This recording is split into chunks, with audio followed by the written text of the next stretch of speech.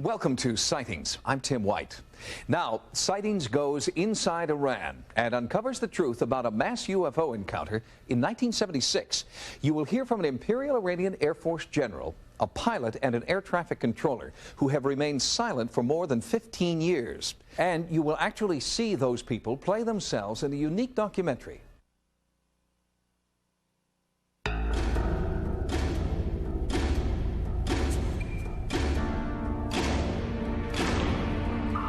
At the beginning, we thought Iraqi are coming. All of a sudden, I see this flying object just going round and round and round and going up and up and up. And I told my mom, I said, Mom, I just saw a flying saucer. I saw a UFO. I was going to prepare myself to shoot it down. It was seen by civilians, pilots, generals, and the unerring eye of Air Force radar. Reports ricocheted from the Shah to President Ford and back again. The film that you're watching recreates the day's events with the actual military personnel who witnessed the most compelling UFO encounter Sightings has ever investigated. This film, seen here for the first time outside of Iran, was produced by the government and, in a bizarre twist of fate, would one day be used by the Ayatollah Khomeini to discredit the Shah. When I saw this object is flying that fast, then I thought this is not a helicopter and this is not an aircraft.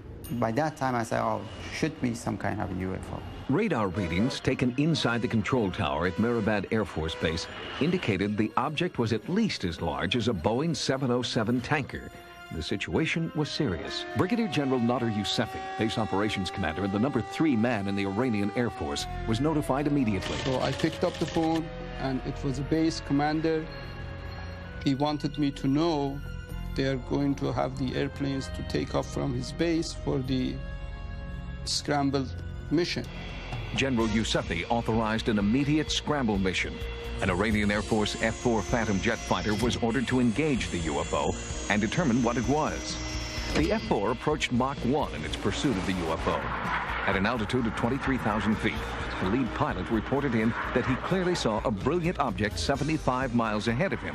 His actual radio transmissions are heard here publicly for the first time outside Iran.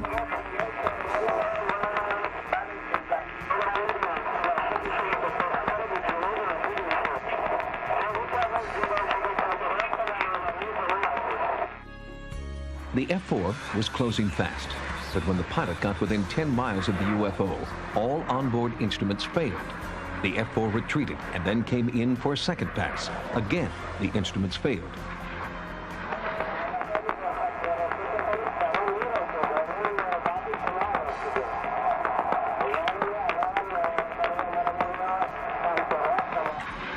It was as if an electromagnetic force field was repelling the jet fighter. The pilots never got closer than 7 miles before they were forced to retreat. It may suggest a deliberate kind of control mechanism, perhaps from the phenomenon to the airplane system itself, such that when the airplane is no longer a threat, it can change the radiation or whatever the energy is, whatever the effect is, and so that the systems on board the airplane come back to normal. I put down my phone and I run to my balcony to see if I can see that object. I saw a big star among the other stars, which it was at least twice as large as the normal stars. I asked the tower what happened, and he said we lost the communication again. General Yousefi ordered a second F-4 to engage the UFO. The lead pilot was Iran's #1 top gun, Major Hussein Jafari.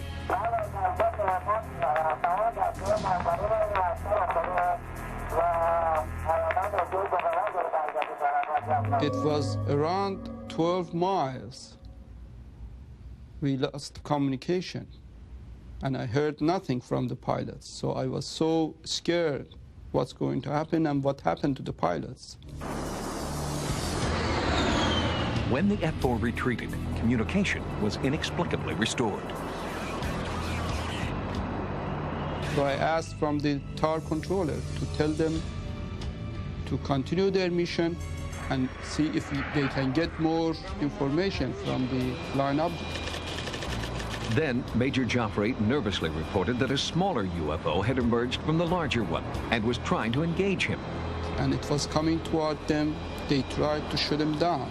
When they squeezed the trigger, it didn't work, and the trigger was inoperative. They couldn't shoot the missiles. The pilots, fearing for their lives, tried to eject, but the eject button jammed. Every backup system was inoperable. We understood that the eject instrument also didn't work. So in this case, I said to God, oh, God, save them. The F-4 had no choice but to go into a negative G-force dive to escape this seemingly hostile UFO. When the fighter jet was 10 miles away from the larger UFO, the smaller craft flew off, and all onboard communication and instrumentation was restored to the F-4. Major Joffrey reported that the smaller UFO appeared to be landing on a mountaintop just southeast of Tehran. This landing was confirmed on the radar by the control tower. Brigadier General Yousefi witnessed it from his balcony. He let it down and landed on the ground. And now it is a communication between the mother ship and that small flying object. And it shows the lights between those two. It's connected. While they were landing, the tower was screaming on the phone to me, General, this flying object is following them and is going to land in Mehrabad. It is in the short final, and I see a big, big light with the glaring red, blue, and yellow lights. The so-called mothership tailed the F-4 into Mehrabad Air Force Base and flew low over the runway. As it performed what was described as a low-altitude flyby, power at the Air Force Base went out. That was strange for us, and we asked each other why the power went out for some seconds. Frankly, I don't have any explanation for that, but I will say that there are other cases, well documented, where power has been disrupted on the ground over fairly large areas during UFO presence. After the flyby, the craft roared off toward the west, as if to say, mission accomplished. Search parties were dispatched to the supposed landing site of the smaller UFO, while the tower tried to track the outbound mothership. It was spotted 25 minutes later over the Mediterranean by an Egyptian Air Force pilot. A report sightings was able to confirm with the Egyptian embassy. Then, over Lisbon, Portugal, the pilot, crew, and passengers of a KLM Airlines flight reported seeing the UFO as it sped westward to the Atlantic. That was the last sighting we know of to date. When Sightings continues, part 2 of our UFO investigation, a cover-up went to the highest levels of the Iranian government, and some say Washington knew everything. The American people deserve to know what happened. When the pilots who had encountered a UFO over Tehran returned home, their ordeal was only beginning. They were shocked to see how their UFO confrontation was being distorted and trivialized by a military-controlled press. We knew the capability of the other countries and their airplanes' capabilities.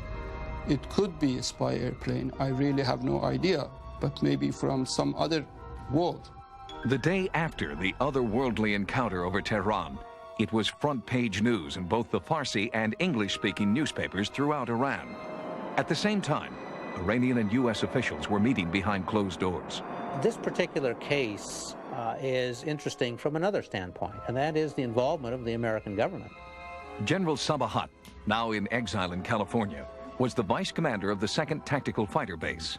He told Sightings that the day after the UFO event, he attended a top-secret meeting between the Imperial Iranian Air Force and the U.S. Air Force. General Secord, which was the head of the U.S. Air Force, United Air Force, probably commanding officer and operation, pilots, approach control of civil aviation. Hussein Parouzi, an air traffic controller at Mehrabad Air Force Base, was also present at that meeting. When they heard our report and the report of the pilot, they concluded that no country is able to have such a technology. And all of them believed it should be a strange object from other spheres. I collected the reports and I made my own observations as a report to my higher echelon, and we sent this report through the Joint Chiefs of Staff to the Shah's intention. They collect all of those information and send it to the United States by General Secord because he was the head of the U.S. Air Force in our countries. The secret meetings continued, and rumors of a calculated disinformation program seemed to be borne out by the changing face of Tehran newspaper headlines. Day 1. Day 2. Day 3. Day 4. On day 5, the press reports the entire incident is a hoax. I don't know why the appropriate authority prohibited me to interview with the press or news reporter. I don't know why this information is prohibited from the public. Somehow the government doesn't want to open up to the public. I don't know why, but... Despite media dismissals of the event as a joke, our sources report that a full-scale military investigation continued to search for answers. I asked from the pilot of the F-4 to go and to look after that flying object. He knew where it landed. And when they flew and the Army personnel, they were in the area, they couldn't see anything. The general who headed that search still lives in Tehran and denied repeated requests for an interview. But others who were present told sightings that no physical evidence of a UFO was found on the mountaintop where so many had reported seeing a small craft landing. However, for the first 3 days after the incident, there were serious electronic anomalies in the area. The beeping sound that was picked up could be one of a number of things. It might be technology. In fact, depending on the frequency stability and interfrequency pulse and other factors like that, it very likely is a technology of some sort, as opposed to a natural phenomena. And then there is this. An American Defense Systems Program satellite operated by the U.S. Defense Department picked up signals from an unidentifiable technology on the same night the Iranian Air Force was scrambling over Tehran. Experts from DSP are revealing this information for the first time. We saw something. The DSP satellite is, in fact, a spy satellite that monitors airspace in military hotspots. On the night of September 19, 1976, the satellite was scanning the skies over Tehran. Here's the event. That's an independent confirmation that an event of some type occurred at that time and place. What it was, we don't know. Sightings asked the experts to explain the meaning of 238 scans, possible SR, but they told us that information was top secret. Right now, all we can do is say, yes, there was something there. Certain agencies, including the CIA, have gone on record as having information on this particular case. In fact, Sightings has obtained these documents from the United States Air Force Security Service that confirm our government's involvement in the UFO investigation. And, according to this Washington Post article, the investigation was still in full force as late as 1979. Now, what does that say? It says that somebody thought this case was very, very important when it happened. Why, after this many years, that's still important, I think is a fundamental question. And the American people deserve to know what happened. Dr. Richard Haynes continues to investigate pilot UFO confrontations as part of his own Project Delta. For the past 30 years, Dr. Haynes has interviewed more than 100 civilian and military pilots who claim to have encountered UFOs.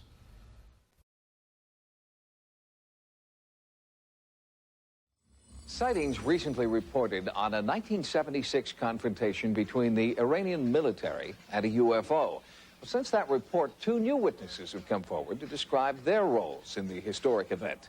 After 20 years of silence, the former deputy commander and a lieutenant general in the Imperial Iranian Air Force are finally speaking out. As recreated in this Iranian television documentary, On September 19, 1976, an enormous UFO was tracked across Iran by the Imperial Air Force. In an exclusive sightings interview, former Imperial Air Force Generals Nader Yousefi and Mahmoud Sabahat described the tense scramble mission in which an F-4 fighter jet chased and attempted to engage the UFO. Now, for the first time in nearly 20 years, General Amir Kamyabipour, the second highest ranking officer in the Shah's Imperial Air Force, and his deputy commander, General Abdullah Azerbaijan, spoke exclusively to sightings about what they believe happened on that historic night in 1976. I had a statement from the pilots, I had statement from General Yousefi and also control tower, and having those calls from a civilian around the town, I was convinced that was a UFO. So this is how we went into investigation. As far as my experience is concerned, it can be American airplane, it can be Russian, it can be any technology to be like that, except some super technology, which is only UFO. General Azerbaijan conducted a thorough investigation into the bizarre events of September 19th. He sent his report to the Shah's military liaison and to Iran's U.S. military advisors. For the first time, he reveals what he told the U.S. military. The highlight of the information that we gave to the U.S. government was, number one, we told them that the high rate of crime and high rate of extradition that we saw from the UFO was something which was not existed those days. Number two, this jamming capability to jam at such a wide range of frequencies. Only a few government documents related to this incident have been declassified, but independent data corroborating Azerbaijan's account have been uncovered. A United States reconnaissance satellite was monitoring the skies over Iran on September 19, 1976, and recorded the movement of an unidentified flying object. Sightings has learned that the top-secret notation 238 scans indicates that the UFO event lasted more than an hour. The meaning of possible SR is still classified. I don't have any doubt about UFO.